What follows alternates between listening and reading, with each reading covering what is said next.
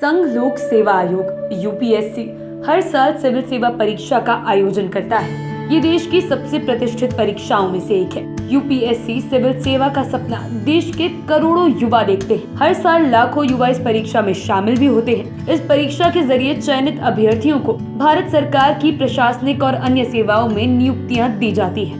परीक्षा के बाद आईएएस, आईपीएस बनने का सपना हर परीक्षार्थी का होता है। ये दोनों पद एक विशेष अधिकार के होते हैं। आइए आपको बताते हैं कि इन दोनों पदों में किसकी शक्ति अधिक होती है। सबसे पहले जानते हैं आईएएस पद आखिर होता क्या है। आईएएस की सामाजिक प्रतिष्ठा को देखते हुए देश के लाखों युवाओं के बीच इसके प्रति जबरदस्त आकर्षण है। हर साल देश भर से लाखों युवा सिविल सेवा परीक्षा में शामिल होते हैं, लेकिन इनमें से कुछ 100 या 1000 युवा ही इसमें सफल हो पाते हैं। हर साल इस परीक्षा में सफल होने वाले उम्मीदवारों में से लगभग 100 अभ्यर्थियों को ही भारतीय प्रशासनिक सेवा में जाने का अवसर मिलता है। जाहिर है कि जहां एक तरफ इसके प्रति अत्यधिक क्रेज है, तो वहीं इसमें सफलता पाने के लिए कठिन मेहनत भी करना पड़ता है। आईएएस बनने के लिए सिर्फ सिविल सेवा परीक्षा पास करना पर्याप्त नहीं, बल्कि इसके लिए ऊंची रैंक प्राप्त करना भी आवश्यक है। दरअसल इस सेवा में कार्य करने और आगे बढ़ने के इतने अवसर होते हैं कि हर कोई इसके प्रति आकर्षित रहता है। अब हम आपको बताते हैं कि आईपीएस पद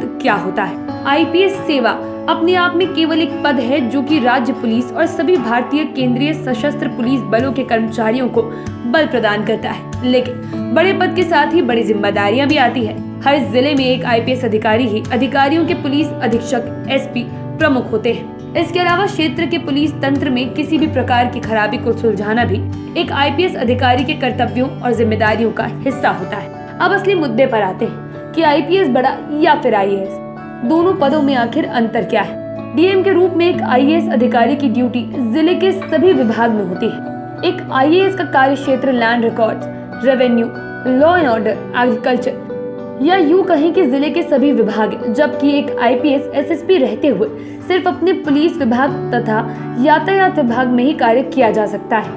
आईएएस एक डीएम के रूप में काफी ज्यादा शक्तिशाली होता है।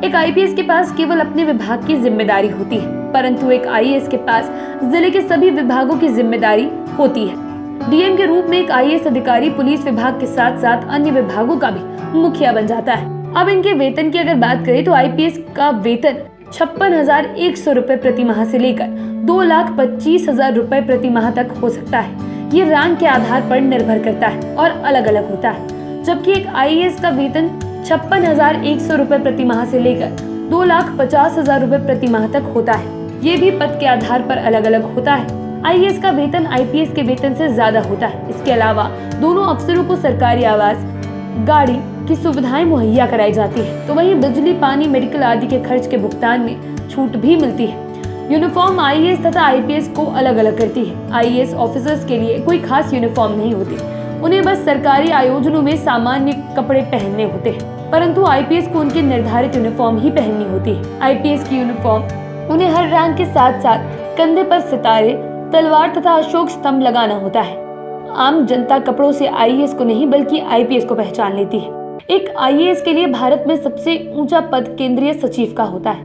ये भारत का सर्वोच्च पद है, जिस पर सिर्फ एक आईएएस ऑफिसर ही तैनात किया जा सकता है। स्टेट में भी सबसे ऊंचा पद चीफ सेक्रेटरी का होता है, जो एक आईएएस अधिकारी है। यहाँ तक कि होम सेक्रेटरी के पद पर भी आईएएस ऑफिसर को ही तैनात किया जाता है। तो वहीं आईपीएस अपने राज्य का डायरेक्टर जनरल ऑफ पुलिस बन सकता है। केंद्र सरकार में एक आईपीएस ऑफिसर सीबीआई, आईबी तथा रॉ का डायरेक्टर बन सकता है। इसके साथ साथ नेशनल सिक्योरिटी सलाहकार के पद पर भी आईपीएस की तैनाती की जा सकती है। एक आईएएस अधिकारी का काम होता है कि वो सरकार द्वारा बनाए गए नीतियों को लागू करवाए, जबकि एक आईपीएस अधिकारी का काम होता है कि वो कानून व्यवस्था बनाए रखे।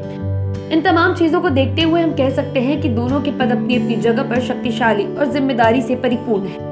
पर कुछ जगहों पर एक आईएएस अधिकारी एक आईपीएस अधिकारी से ज्यादा शक्तिशाली साबित होता है। आप देख रहे थे लाइव सिटीज के लिए गोविंद की रिपोर्ट। आप अन्य वीडियोस के लिए चैनल के साथ बने रहें। अगर इस वीडियो को फेसबुक पर देख रहे हैं तो पेज को लाइक करें, यूट्यूब पर देख रहे हैं तो चैनल को सब्सक्राइब करें लाइव सिटीज के साथ। आप ट्विटर पर भी जुड़ सकते हैं। धन्यवाद।